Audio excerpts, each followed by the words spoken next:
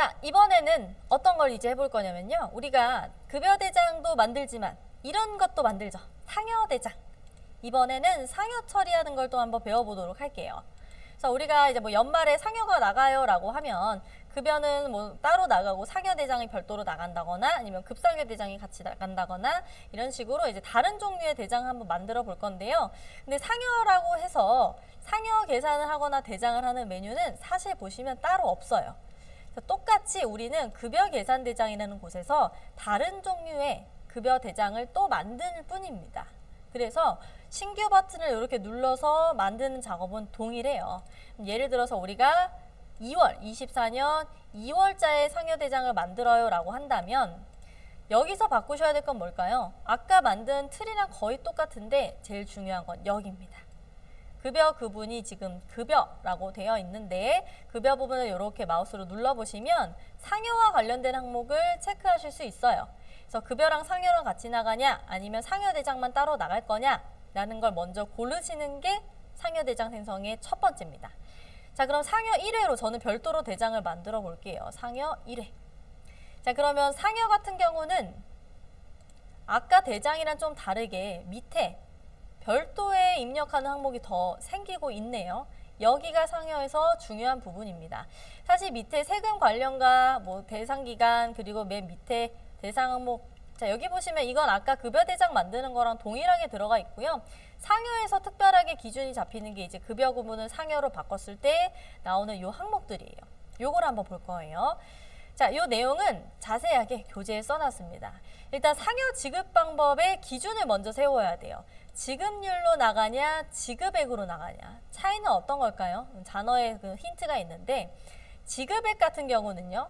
이렇게 지급 방법을 누르시면 간단해요. 상여가 얼마씩 나간다라는 그 금액만 뚝뚝뚝 넣어주시는 부분입니다. 그러면 이번 직원들이 다 명절 상여로 100만 원이 나간다 라고 하면 이런 식으로 수기로 그 금액을 넣어주시는 부분이에요. 비교적 간단하죠. 자, 그런데 만약에 우리 회사가 지급률로 하겠다라고 하시면 지급률은 퍼센테이지입니다. 그러니까 퍼센테이지라는 건 우리가 어떤 기준에 잡아서 그 기준에 몇 프로를 주겠다. 예를 들면 성과 같은 경우는 기본급의 뭐 100%를 주겠다. 이런 식으로 계산을 할 수도 있겠죠. 그래서 지급률 퍼센테이지는 가장 중요한 핵심은 이 퍼센테이지 계산이 되는 기준 항목이 무엇이냐 라는 게 포인트입니다. 어떤 항목에 몇 프로를 줄 건가요? 라는 거를 우리가 골라줘야 되기 때문에 이 지급률로 지급 방법을 체크하셔야 될 때 밑에 보시면 같이 확인하셔야 될 게 몇 개 있어요. 일단 첫 번째는 표시 방법. 지급률 퍼센테이지로 상여를 계산한다면 어떤 기준으로 상여 대장에 나오게 할 거냐. 자, 두 번째는 대상 항목. 자, 대상 항목은 어떤 거죠? 상여 대장을 지급률로 계산할 때 기준이 되는 수당입니다. 그래서 지급률 퍼센테이지의 제일 중요한 부분은 여기에요. 대상 항목. 어떤 거에 몇 프로를 줄 건가요? 기본급의 100%인가요? 기본급 식대 다 포함해서 100%인가요? 이 기준을 잡아주시는 게 제일 중요해요. 자, 그러면 일단 첫 번째로는 몇 프로를 줄 건지를 산정을 해야겠죠. 지급률 몇 프로. 예를 들어 기본급의 200%를 주겠다. 이번에 우리 회사가 매출이 굉장히 좋아서 200%를 주겠어요. 그러면 지급률은 200% 넣어주시는 거고요. 자, 지급률 밑에 이제 표시 방법이라고 했는데, 자, 요거는 일단 바로 보지 않고요. 대상 항목을 먼저 찍을게요. 자, 대상 항목 밑에 보시면 아까 대상 사원은 배우셨죠? 이번에는 대상 항목입니다. 대상 항목 전체, 자 그럼 이건 어떤 의미냐면 우리가 수당 항목에 들어가 있는 모든 항목의 200%를 다 계산해서 주는 거예요. 근데 보통은 그렇게 안 하고 기본급의 200%를 많이 하시죠? 자, 그런 경우는 이제 선택 버튼을 눌러주셔야 돼요. 선택. 일부 항목에만 200%. 선택을 체크하시면 설정 버튼이 나올 겁니다. 그래서 설정 버튼 이렇게 눌러주시고요. 자, 그러면 자, 오른쪽에 보시면 자, 지급률 계산 대상이라는 것을 골라주시면 되는 거예요.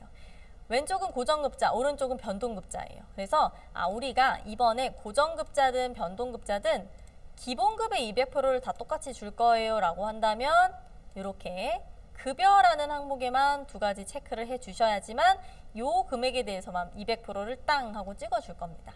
만약에 전체 체크하면 전체 금액이 다 200%가 돼서 상여 금액이 엄청 높아지겠죠. 네, 그렇게 안 하고 두 가지만 체크해서 적용을 해주시는 거예요. 자, 그러면 우리가 대상 항목을 선택했기 때문에 그 다음에 이제 표시 방법의 기준을 세울 수 있는 거예요. 그러니까 예를 들어서 우리가 두 가지를 쓸 건데 수당 항목별 표시라는 건 뭐냐면 우리가 상여 대장을 딱 찍어서 볼 때 기본급의 100% 금액 얼마, 식비의 100% 금액 얼마 이런 식으로 각각 100%, 200%의 기준이 되는 그 항목별 금액을 찍어주는 거고요.